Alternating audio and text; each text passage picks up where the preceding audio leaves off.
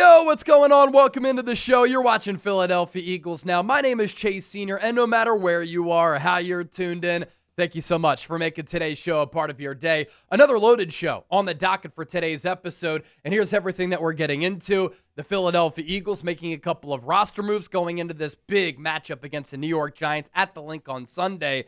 Is something wrong with Saquon Barkley? Why is this Eagles ground game, which last year was the best and most explosive in the NFL, one of the worst across the league here in 2025? And Jalen Hurts is putting up MVP-like numbers. You don't believe me? Watch what we're about to show you at the end of this show. Let's begin here, though. To all my real ones out there, yo, do you want Eagles coverage and content every single day year-round that's informative, insightful, entertaining, thought-provoking, where you have a voice? If that's the case, lock us in, hit that subscribe button, and as you can see, let's continue to grow the empire as we approach 135,000 subscribers. And let's begin here with roster move number one for the Eagles on this Wednesday, October 22nd. Philadelphia's opened up the practice window for cornerback Jakorian Bennett. Of note here, the practice windows have not been opened up for Nolan Smith or Darius Cooper. So their status moving forward, still somewhat of an unknown. I would imagine with the Eagles having a Week 9 bye and then playing the Packers in Week 10, that's when Smith and Cooper could come back. But in the meantime, Bennett is going to be eligible to play against the Giants on Sunday afternoon in South Philadelphia. And I thought what Vic Fangio said on Tuesday was pretty interesting going into Wednesday. He said that he didn't think that he was able to fairly evaluate Jakorian Bennett before his pec injury that he suffered against the Los Angeles Rams. That was a crazy win for the Eagles all the way back in Week 3, but in the two games prior to that, against the Dallas Cowboys, against the Kansas City Chiefs, Bennett didn't really play all that much. Then he played a critical role in Jordan Davis being able to scoop and score the blocked field goal, which ended the game in ridiculous fashion. And then right after that game, Jakorian Bennett, who the Eagles acquired going into the year to try to bulk up their cornerback depth and maybe give him an opportunity to start, he went on injured reserve. And so he's barely played for the Eagles, and Fangio clearly wants to get a longer look at a pretty intriguing player who, with the Las Vegas Raiders, prior to the trade with the Eagles, had put some good snaps on tape with a pretty good sample size, even though he did deal some injuries with the Raiders as well. So him being a little bit of an injury-prone player, I think is a little bit of a concern at this point. And Fangio mentioned that Bennett could get a long look at corner too. That could start as early as this Giants game. Adoree Jackson suffered a concussion against the Vikings, and Fangio said today he played okay. And then Keely Ringo stepped in. He was able to make some plays. He also said Ringo and Jackson were sometimes the victim of some really good routes and concepts. I think all of us aren't dumb, right? We know that Adoree and Keely aren't great options at that corner 2 spot, but I'm intrigued by Jakorian Bennett. And this could be a good opportunity for Fangio and the Eagles to evaluate him prior to the NFL trade deadline. Prior to his injury in that Week 3 game against the Rams, in which, again, he went on IR right after that game, he only had 21 coverage snaps. And I thought it was a mixed bag, but keep in mind, still trying to learn this complex defense. He was acquired right before that final preseason game, if I'm not mistaken, how he's already made like 5 trades. And when he did get action, it was in spot duty. And he didn't really have an opportunity to find a group. I did think at the end of that Rams game, when he was lined up across from Puka Nacua, he did a pretty good job. And Sean McVay and Matthew Stafford knew once he came into the game, they were going to try to target him. There was that questionable no call where he got the tug of Nakua's jersey on the out route. But a couple of things with that. We see that type of physicality at the top of the route all the time. And oftentimes, sometimes, those penalties are not called. The other thing is, there wasn't even a catchable ball. So I thought being thrust into action in a close game when the momentum of that game was going back and forth like a seesaw, Bennett did some nice things. And prior to him coming to Philadelphia, look at where he ranked among all cornerbacks in football with 450-plus snaps. 18 catches allowed in 2024. That ranked 3rd in the NFL. 37 targets, tied for 10th. He only gave up 176 yards receiving. That was second among all corners last year. No touchdowns given up. That was tied for first. He made plays on the ball. Good instincts there. 9 pass breakups. That was tied for fourth. A quarterback rating, or QBR when targeted, of 62.4. That was sixth. He also did a great job of locking down Ja'Marr Chase. When the Raiders played the Bengals and Bennett was lined up across from Chase, who I think is the top wide receiver in football, Chase only had 3 catches for 16 yards, no touchdowns, and Bennett had a pass breakup. He had 11 pass breakups in 11 starts in 24 games over 2 years with the Raiders. And the Eagles really liked him in the pre-draft process when he was coming out of Maryland, when he ended up being a 3rd or 4th round pick by Las Vegas. And we're talking about a really good athlete here. Now, I know that Kelee Ringo is a great athlete. His relative athletic score coming out of Georgia was really good. He is over 200 pounds, 6'2", ran in the 4.3s, but he can't really flip his hips and he can't really throttle down. I think that Bennett does a better job of that. But the Eagles do value the relative athletic scores. They have a lot of players who they've drafted who have graded out very well with this particular metric here. And they like premium athletes. Now, Bennett, not the tallest guy at 5'10", a $188, 13 reps on the bench. That's fine. I don't really need my corners bench pressing 225 all that much. What you look for, though, the vertical jump. That short area burst and quickness, which is what you need at the corner spot. That's twitch. 40.5 there. His broad jump, more than 11 feet. Elite. And then he ran a 4.3 flat 40-yard dash. Even better than Kelee Ringo. The 20-yard split, the 10-yard split, some of that short area speed, quick acceleration also showed up in the pre-draft. So, like Vic Fangio, I'm excited to see Jakorian Bennett get a long look to see if he can be the starting corner opposite of Quinyon, because I think the Eagles really like to keep Cooper DeJean on the inside most of the time because he's able to be so much more versatile there. But a reason why I do like a potential C.J. Gardner-Johnson signing, if a player like Bennett doesn't pan out, is what the Eagles could do is put Quinyon Mitchell on the outside, Cooper DeJean as the other perimeter corner. And if you want to continue to develop Andrew Makuba, who has been really rocky and up and down, and Vic Fangio even said it's been a little bit tumultuous so far, good moments and bad moments, you can still keep him at safety to keep that development going. Cost-controlled asset. He clearly has a lot of ability, a couple of picks so far. He's made some good plays against the run. In coverage, though, he's had a lot of lapses. But if you want to keep Makuba on the field, and you want DeJean to play outside, or Bennett doesn't work out, Ringo continues to struggle, Adoree Jackson continues to struggle, you put CJ GJ in the slot, and then DeJean on the outside, and you've got some serious playmakers at the cornerback spot for Philadelphia. And before CJ Gardner-Johnson got acquired by the Eagles, he didn't really play a lot of safety. 80-plus snaps there with New Orleans, more than 1,000 snaps from that nickel slot spot. And how about how Quinyon Mitchell and Cooper DeJean fared against Justin Jefferson on Sunday in Week 7? Cooper DeJean is a player who Vic Fangio prefers to play on the inside because everything that he can do. But when he did play on the outside, I thought he fared very well, including the play right here, which is pictured, of Carson Wentz throwing that back shoulder fade ball to Justin Jefferson. Jefferson goes up to get it, but Cooper DeJean, great technique, great ability to fight through the end of that play, dislodged it, and it was excellent. Superior cornerback play. And when Quinyon Mitchell and Cooper DeJean lined up against Justin Jefferson, 27 coverage snaps. That was 11% in man coverage, only gave up 2 catches for 28 yards, and the forced incompletion on the touchdown. And isn't this crazy about DeJean? I found this out when I was putting together some data for the show and gathering some stats. Cooper DeJean has not given up a touchdown since he was in college at Iowa. And I was also reading the Zach Berman book, Leap Year, covering the Eagles' Super Bowl season last year.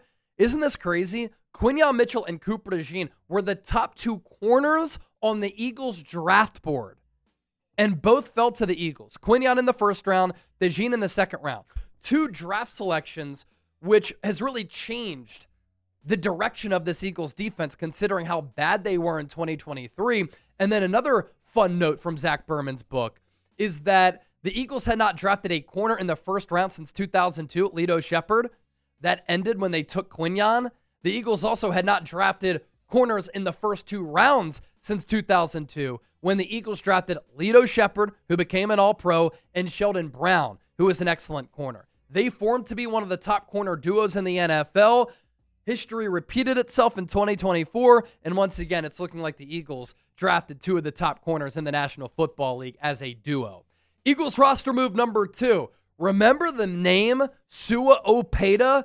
He has been signed to the Eagles practice squad. He is back with the Birds after a couple of years with the Tampa Bay Buccaneers. He was a product of Jeff Stoutland University, where he started his career with the Eagles, started some games, played pretty well, and then the Tampa Bay Buccaneers looked at him as a player who was ascending.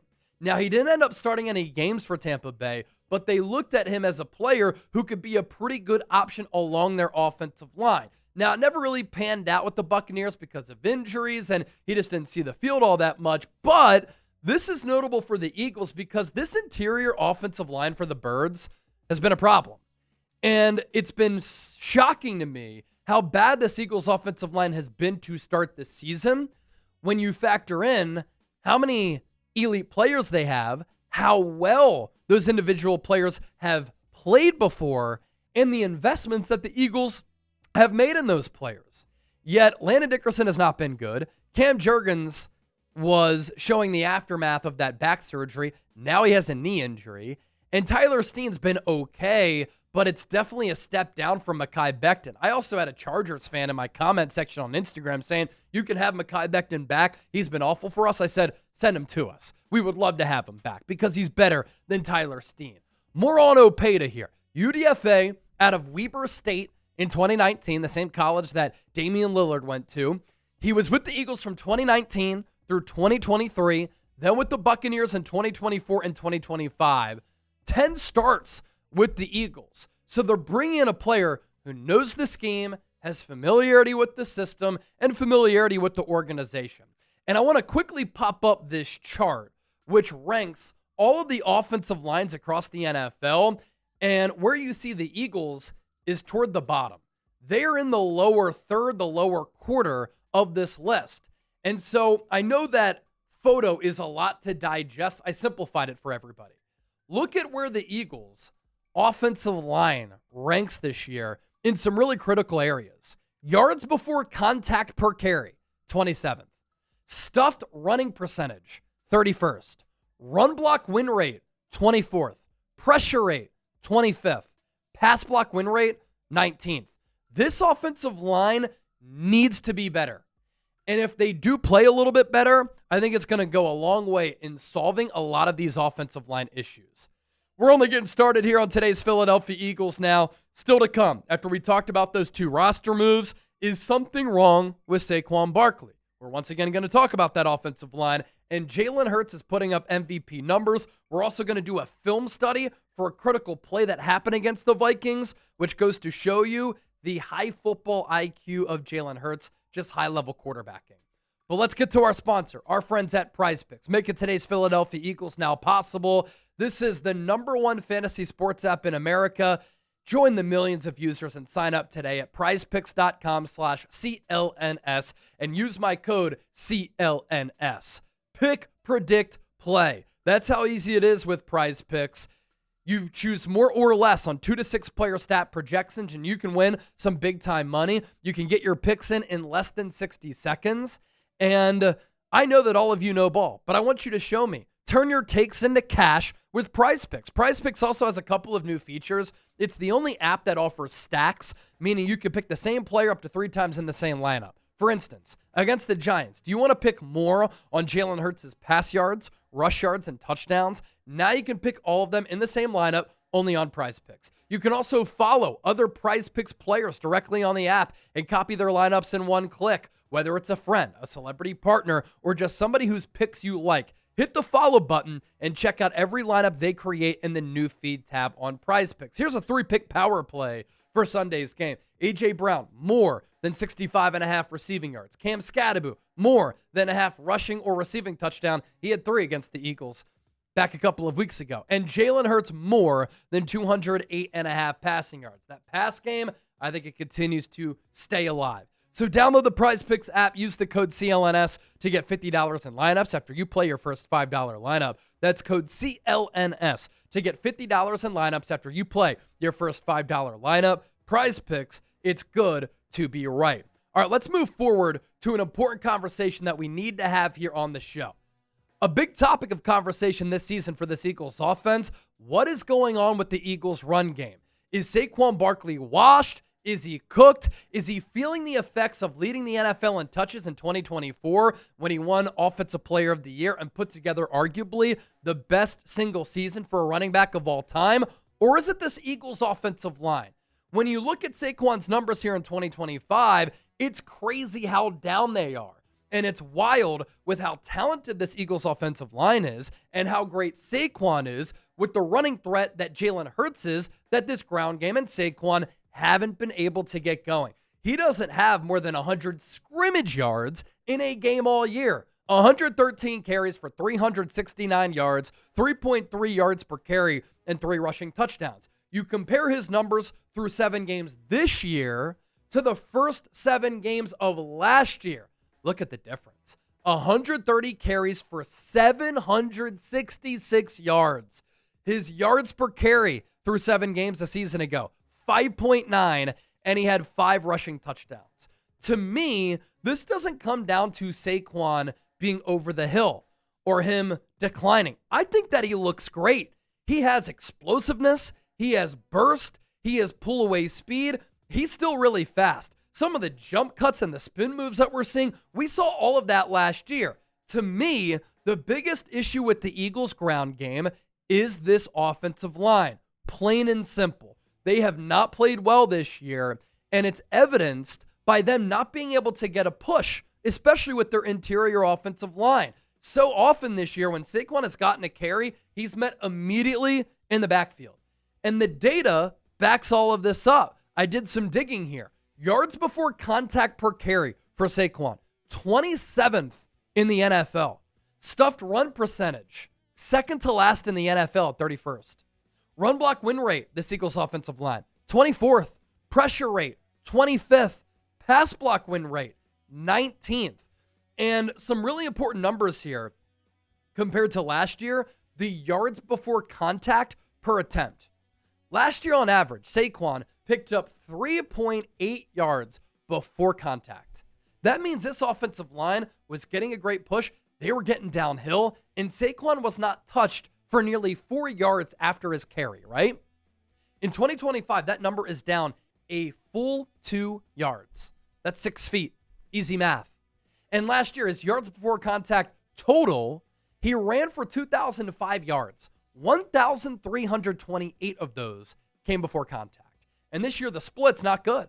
369 total yards, only 205 of them before contact. It's not Saquon. And maybe he can do a better job of taking what is there instead of trying to find the home run. He even admitted that. But oftentimes, he doesn't even have a chance because of this Eagles offensive line. Last topic that I want to get to here centers in on Jalen Hurts. And people have been unrelenting in the comment section here on YouTube, on my social media pages, long-form videos, live videos, shorts videos saying, Chase, you can't flip-flop. You were calling for Jalen Hurts to get benched. This is when I know that we live in a toxic social media TikTok era where people look for headlines and people don't actually read or listen to the content. Because that video that I put out, which took off on social media, thanks to everybody who watched it, I literally said to start. I'm not saying that the Eagles have a quarterback controversy. I'm not calling for Jalen Hurts to get benched. What I was saying, a curiosity level of what this offense would look like with Tanner McKee because of some of the things that he does well that Hurts does not, piggybacking off of the Eagles' offensive struggles. The real ones know. I have been one of the biggest supporters of Jalen Hurts among all of Eagles media. I have gotten bullets thrown my way on social media in a verbal sense for me defending Jalen Hurts on X, on Instagram, and on YouTube. So for people to call me a Jalen Hurts hater, you have no idea who I am. You have no idea the content that I've done, and you have no idea what I've said, because I have backed Jalen Hurts since he was drafted by the Eagles in 2021. Look at my Twitter page. Search @Chase_senior, do the tweet finder, and put in Jalen Hurts. I'd say 95% of what I say is very positive about him, but he even admitted he needed to play better, which is why we had that topic of conversation. But I'll also say this. I know that Jalen Hurts has struggled at times this year. I think that sneakily, he is working himself into being in the MVP conversation. Eagles are 5-2, and a big reason for that is because of Jalen Hurts. And look at what he's done since week 3. Among all quarterbacks, he is third in the NFL in touchdown to interception ratio at 11-1. He is fourth in offensive touchdowns at 13. He is fourth in passing touchdowns at 11. Fourth in yards per attempt at 8.3. Fifth in offensive yards at nearly 1,400. Fifth in passing yards at 1,245. Fifth in passer rating at 115. And in Eagles history, he is the highest passer rating among any Eagles quarterback through 7 games at 108.9. And what I love about Jalen Hurts, how smart of a football player he is. And we saw that with the biggest play in Sunday's game against the Minnesota Vikings. Let's do a little bit of a film breakdown here, because in the biggest play of the game against the Vikings, Jalen Hurts displayed why he's one of the best quarterbacks in the NFL and how mentally he is so sharp and how he has such a tremendously high football IQ. This is high-level quarterbacking here. Remember, this is still a ball game here.